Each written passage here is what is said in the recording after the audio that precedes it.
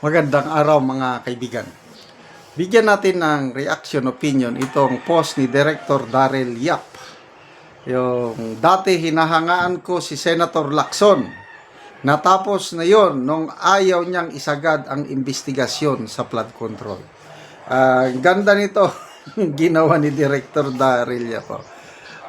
Si Madam, sinong Madam yan? Binasa ko ang mga comments ha. Si Madam Pinky daw yan. Pinky Auring. Manghuhula.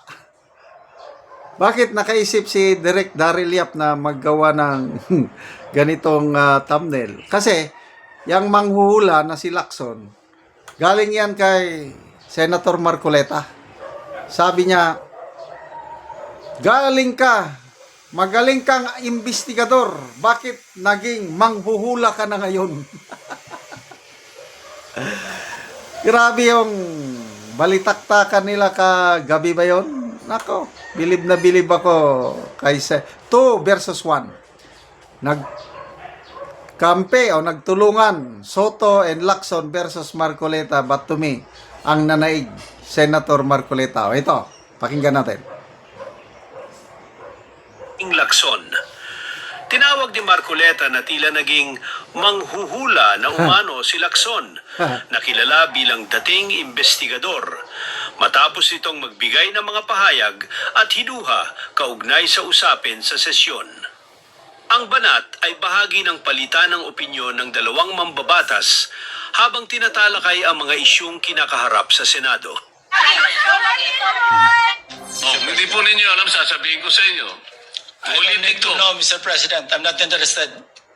Hindi po kayo interesado sa isang bagay na napaka-importante sa ating bansa? Hanggang ngayon, hindi ma-drawing ang West Philippine Sea. Hindi kayo interesado? Hindi po ako rin interesado sa sinasabi ninyo. Maring hindi po kayo interesado sa sinasabi ko. Ngunit ang sasabihin ko, interesado ang buong Pilipinas. Sapagkat dito nakasalalay po kung sino nagsasabi ng totoo. So ayaw po ninyong malaman na totoo, Ginoong Lacson? Kasi po, Mr. President, ang ipapalabas na naman niya, yung China, may karapatan dyan sa lugar na yan. Ayan na. Kaya ayoko na po marinig kasi ilang beses na po natin narinig yan, medyo masakit na sa tenga eh. Alam po Kaya ninyo, sinasabi ko po, ayoko na marinig kung nanggagaling sa kanya, Mr. President. Si Senator Lacson po ay pagkakaalam ko isang magaling na investigador. Ngayon po pala yung manghuhula na. Paano po niya nahula? The debate is going into motives and all of that. So, motu proprio, the presiding officer declares the session suspended. Sa gitna ng mainit na talakayan sa Senado nito, Naging manghuhula. So, palpal talaga, no? Bakit naman nawalan ng tiwala itong si Director Daryl Yap? Sabi niya, lalo akong naasiwa noong nagpatutsadan sila ni Senator Amy Marcos at dinala niya sa usapin ng ritoke at buhok ang usapan. Alam na natin agad na may mali. Lumalayo ang usapan, parang nagiging alanganin. Ngayon naman, sa panggigigil ni Senator Marcoleta, dahil sa harap-harapang takipan sa flood control, pinersonal din siya ni Senator Lacson at nilait ang makintab na bumbunan. Tapos hindi niya pa alam yung sasabihin ni Senator Marcoleta, pinangunahan niya na. Yun na nga, nanghula. Sinabihan tuloy ni si Senator Lacson na mula sa pagiging investigador, ay isa na siya ngayong manghuhula. Ganito na ang session sa Senado. Hinihintay ko na lang lumabas ang BEX Battalion. Iwan nyo na sa aming mga mema ng kachipan. Hayaan nyo na sa aming mga bading ang dautan. Baka ang susunod niyan ay ginagaya nyo na si Jaya, Maria at Regine. Konting kembot na lang, comedy bar na. Yan ang Senado. Dati, hinahangan ko si Senator Lacson pero nawala na ang lahat na yun sa isang iglap. At kung babalik pa ba ang paghanga na yon ay hindi ko alam. Itanong na lang natin sa bulang kristal. Rody Baldwin is shaking like shake body dancer. May bagong titulo si Senator Lacson. Manghuhula. Ay nako. Basa tayo sa mga comments. Comments. Japana Jessa. Bigyan ulit ng maletang pera yang ugok. Mike De La Cruz. Evolution of Lacson. Pink. Naging Pinky. And then naging Madam Pinky.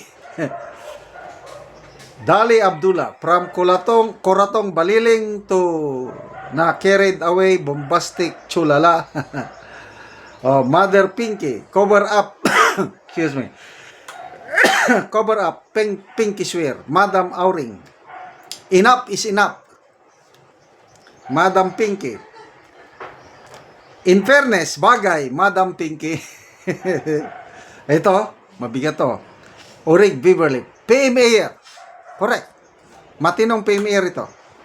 Sundalo, yes, matino. PC Police Officer, matino. Pero, may Kuratong Baliling case at nagtago for some time to evade the law. Ne Aranzo, natawa ako sa Bex Battalion. Kahit kailan hindi ko hinangaan yan, mas gusto ko pa si Gringo Hunasan. Ako, kaparehas ako ni Direk Daryl Yap, hinangaan ko si Senator Lacson. Mula sa pagiging PMA niya, police officer, PNP chief, yung unang mga taon niya sa Senado. Tama yung sabi niya sa Senate floor kagabi, na matagal na siyang lumalaban sa korupsyon. Napatunayan niya talaga, ayaw niya ng korupsyon. Bakit ngayon, nangyari yung pinakamalalang korupsyon sa ating bansa, diyan pa siya nagbago? Ngayon na natin sana kailangan yung dating Lacson ba, na walang kinikilingan. Kaya nga niyang nilabanan si PGME nung panahon yun. Bakit ngayon? Parang, anong nangyari? We have your back, Mr. President. Sinabi niya sa Pangulo yan eh.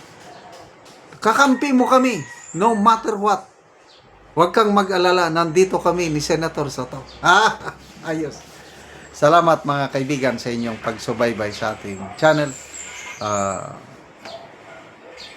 Nakakatulong kayo ng malaki sa tribong Talaandig ng Bukidnon dahil ang sweldo natin sa channel na ito is pantulong sa tribo.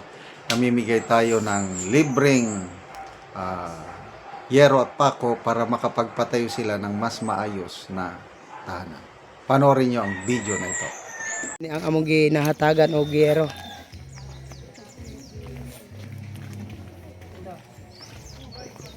So mag-atop na ni siya karon. So mauna niya ang iyang pag-aatupan. Mauna niya ang gipa tukod nga iyang atupan.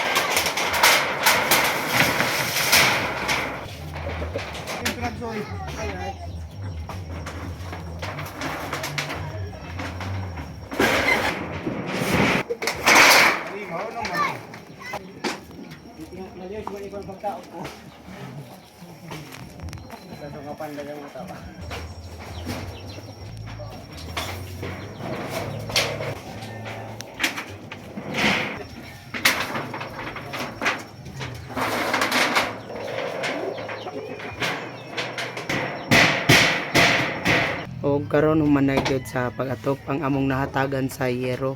Humana niya og atop iyang balay. Sa Ginoo sa nagtabang sa sin o nagtabang sa sin di palit ko atong atok busot na turo na kayo.